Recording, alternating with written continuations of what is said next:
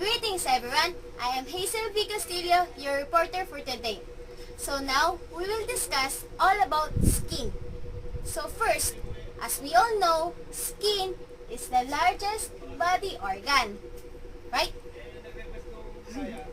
And skin serves as the main protective barrier against damage to internal tissues from toxic, temperature, ultraviolet light, trauma, or even bacteria. Skin is also responsible for production of vitamin D, for sensory perception, for temperature regulation, and excretion of waste production. Skin also help us to prevent yung mga harmful substances na pumasok sa ating katawan. And also, para ma-perform itong mga function to, kailangan ang skin is always intact siya. Para yung mga special function na binigay ko kanina is ang ma-perform. Okay na? Did you know that yung mga thicker part na skin sa ating katawan ay nakaka-experience ng friction, tear, and wear? Such as yung soles of the feet, and yung palm of the hands. We will discuss naman all about yung two main parts ng skin. Ito yung epidermis and dermis. So, titignan natin ngayon kung anong itsura ng epidermis. Let's take a look.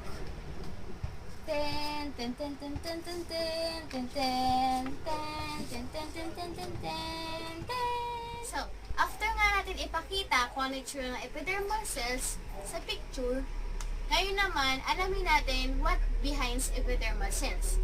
So, alam niyo ba na epidermal cell is also called outer layer. Tapos, wala itong blood vessels. Wala siya. And divided siya into 5 layers. Then, yung cells na nandito, pakita ko.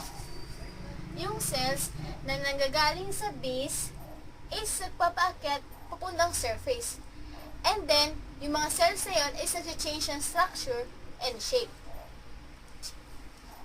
Tapos, ang epidermis is composed siya ng stratified squamous epithelium or also called as sternum corneum or hardened cells in which talagang nakakatulong ito sa pagprotekta ng ating skin. So yun nga, nabanggit ko kanina, there are two important layers or important part ng skin, epidermis and dermis. Ngayon naman, titignan natin kung anong itsura ng dermis, which is the second important part. Dermis.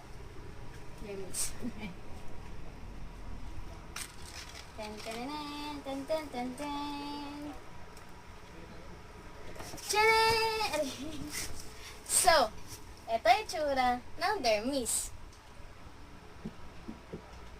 So, yun nga. Natakan natin about epidermis. Now, let's go on sa dermis. Dermis.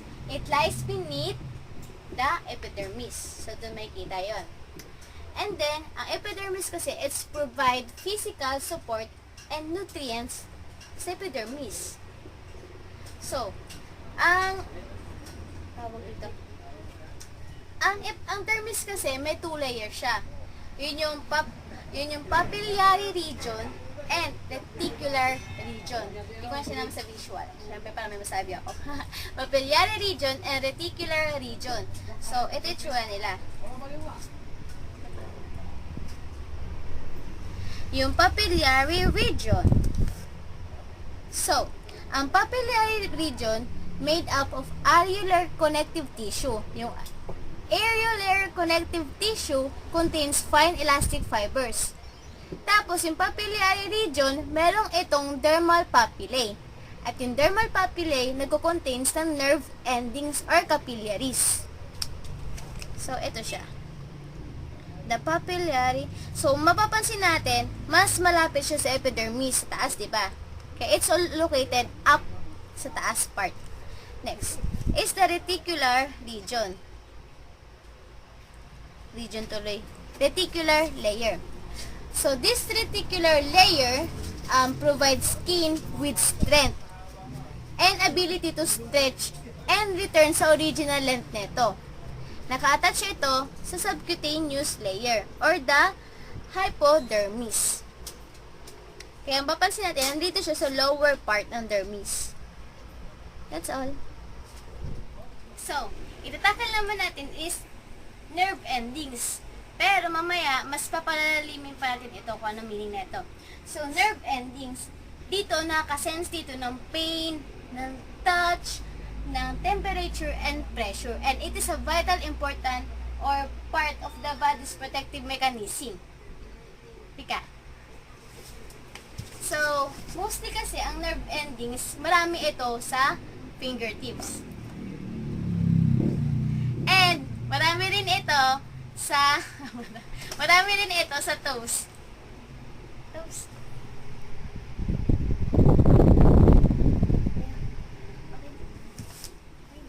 So, now, after nga ng epidermis, dermis, syempre di magpapahuli ang hypodermis or dito ang subcutaneous layer.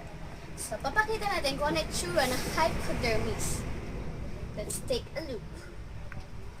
Chun, chun, chun, chun. So, ito ay itsura ng hypodermis. Sa pinakababa.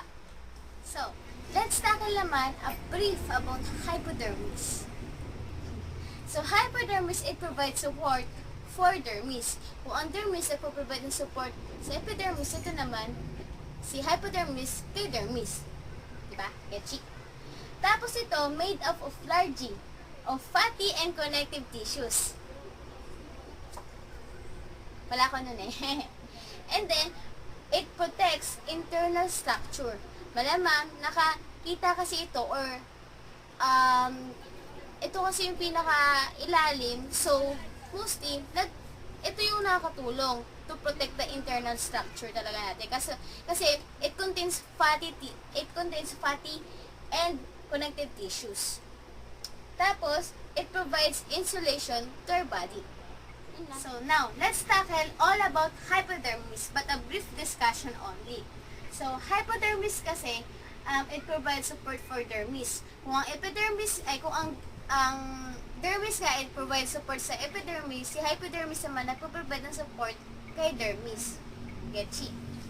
Tapos, it made up largely of fatty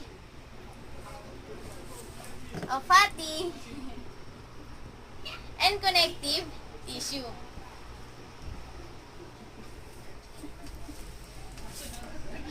So, dahil nga, it's made up of fatty and connective tissue, it protects our internal structure sa loob mismo ng katawan natin and it provides insulation to our body. So, after natin matakel yung important parts ng skin, let's go on naman sa mga structures ng skin para ma-perform talaga nito ang function ng skin. So, first is yung capillary blood vessel. Ito siya. Ang capillary blood vessel, marami nito sa dermis. Dito. Ito. Dito.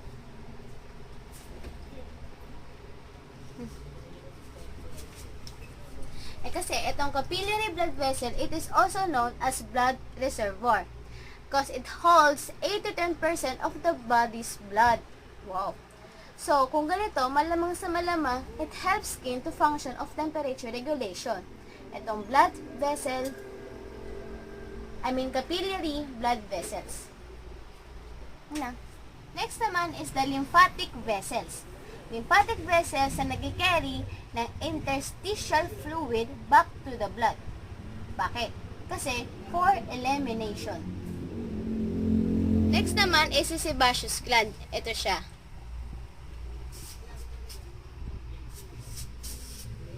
Sebaceous gland. Ang sebaceous gland, nagpo-produce ito ng sebum. Ano ba ang sebum? Ang sebum, ito yung oil na nag-travel sa hair follicle.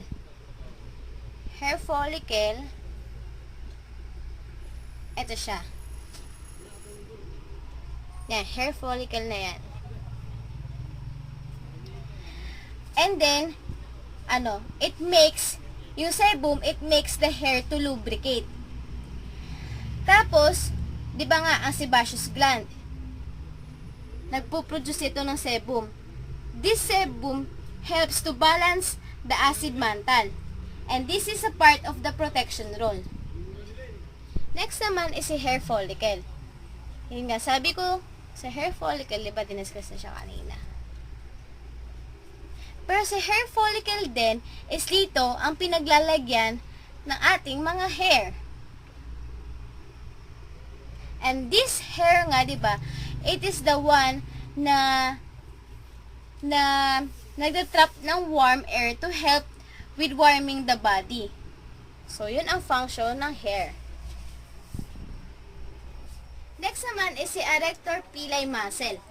Ito si erector pili muscle, ito siya.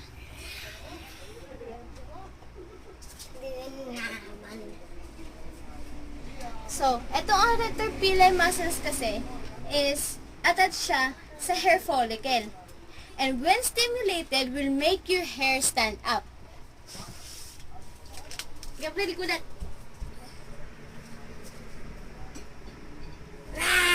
Gulot ka naman, tumataas balahibo ko ah. And that's the example na pag na-stimulate, will make your hair stand up. Now, let's go on naman sa general senses. So, isa sa mga general senses is hot. I'm hot. Init! And one example naman is cold. Lamig. And the other example is touch. Touch.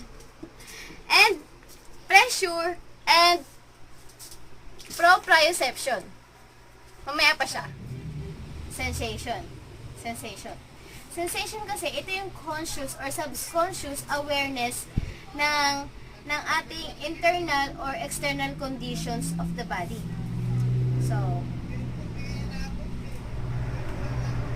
yung sensation kasi is detected siya by sensory receptors. And these receptors are sensitive sila sa mga specific changes sa mga internal or external environment. These receptors then differ sila ng structure, threshold, and location. At itong mga receptors ang itatakal natin sa susunod na discussion. Next naman is the somatic senses. Ang somatic senses pala, ito yung mga senses associated with the skin. Such as nga yung kanina pinakita natin, hot, cold, touch, pressure and pain. So, kung merong associated with skin, meron din associated with the muscles and joint. Ito nga, ang tinatawag na proprioceptive muscles. Proprioceptive sensations. So, let's tackle muna about somatic senses. So, yun. Let's tackle about naman is somatic senses niya. So, here are the receptors of somatic senses. So, we have the nociceptors. It consists of free nerve endings. As you can see, and nare-respond siya sa extreme stimuli stimulated by tissue damage, low oxygen. Kaya, papapansin niyo sa picture, nung pinukpok yung man ng material sa kamay, extreme stimuli siya. So, yung mga free nerve endings nakaramdam and nag-travel through spinal cord punta sa brain. Now, ang nociceptors kasi found everywhere in our body except sa brain.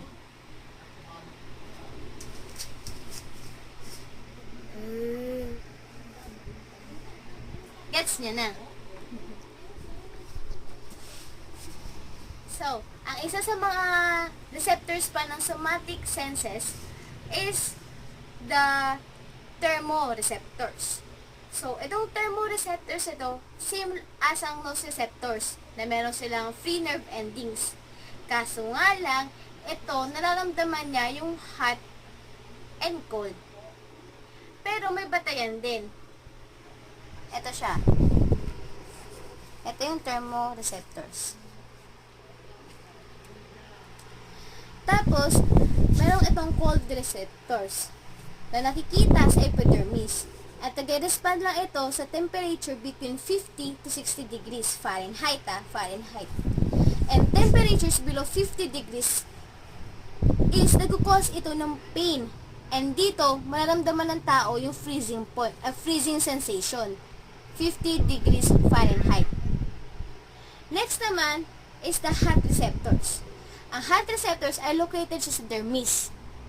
So, kung located siya sa dermis, nag-respond ito sa temperature between 90 and 118 degrees Fahrenheit.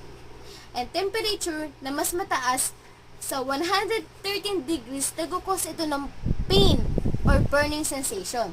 Tulad na lang neto. Gabriel, makan mo nga.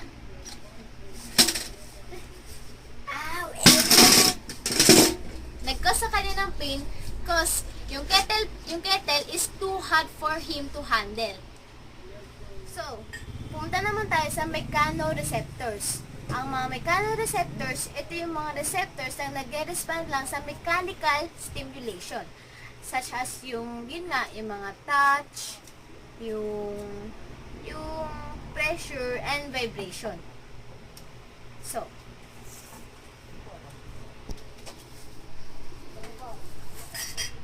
dito kasi sa mechanoreceptors, meron din dito tinatawag na mga light touch, regular touch, and pressure nga. Yung Meissner's corpuscles. Ito nga siya. Ito diba? May dilim. Ito, si Meissner's corpuscles. Dito, located ito sa mga hairless portion of the skin. Tignan, makikita naman natin na egg-shaped receptor siya, found just below the top layer of the skin or sa baba ng epidermis. Ito, nakaka-pick up lang to ng light touch. Pero, these receptors, makakatulong ito ng pag-identify ng object kahit nakapikit pa ang ating mga magagandang mata. Next naman is the root hair plexuses. Wala ata siya dito. So, kung wala siya dito, sabihin ko na lang siya. Ito yung mga free nerve endings na nakarap around hair follicles para ma-detect yung movement of body hair. Gets? Free nerve endings na nakaharap ay nakapalipot sa hair follicle. Next naman is yung mga regular touch. Ano nga ulit? Ang light touch, kinokonsist ng Meissner's corpuscles and root hair plexuses. Ang regular touch is composed naman siya ng Merkel disc. Ito.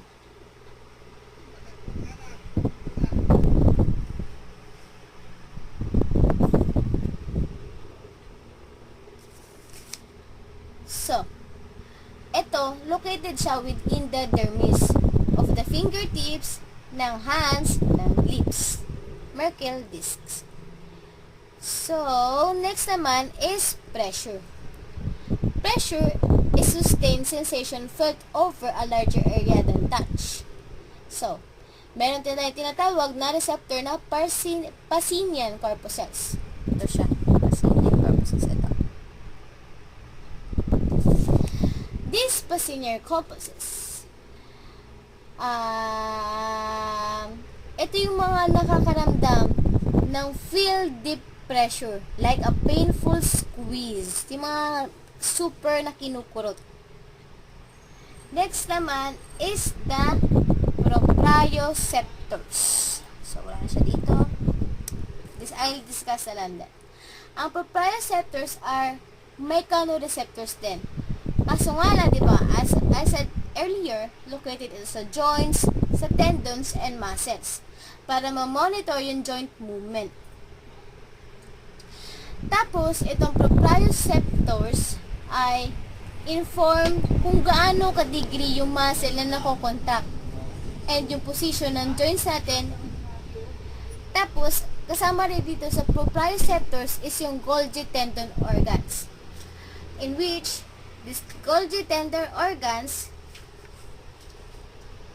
detect muscle tension. So, that's it. That's the end of my report. I hope you learned a lot from our discussion for today. So now, I just want to thank my family for the support that they gave me to accomplish this report. Thank you for my mom. Tenen! Thank you for my cousin na makulit. Tenen! But cute. Ganun, Hi ka, hi ka. Ganun ka, hi. And thank you for my tiya who take the video. Tenen! So that's all. Thank you. Ay, wait. There's more pa pala. So, di ko pa pala masyado ma-discuss yung mga parts. Papakilala ko lang siya dito sa picture. So, hair shaft. Si hair shaft, ito siya. Tchanan! Si sweat duct, ito siya. Sorry. Tanan! Si basal layer, ito siya.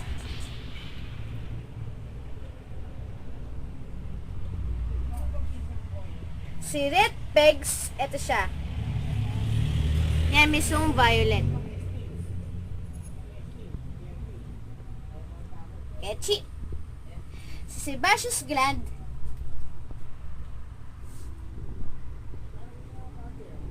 si arrector pili muscle, kanina nga, tinuro ko, ito.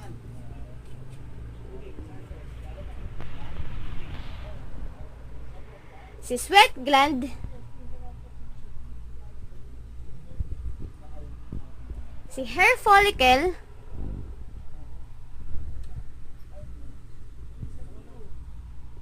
si hair root,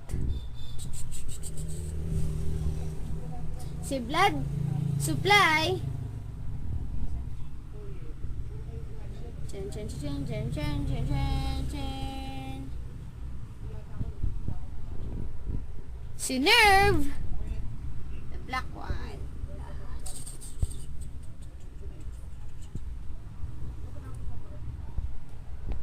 Si nerve ending, chan, chan, chan, chan. And si adipose tissue. Yan, mga tabang yan. Yellow, yellow, yellow, yellow, yellow part. That's all. Thank you.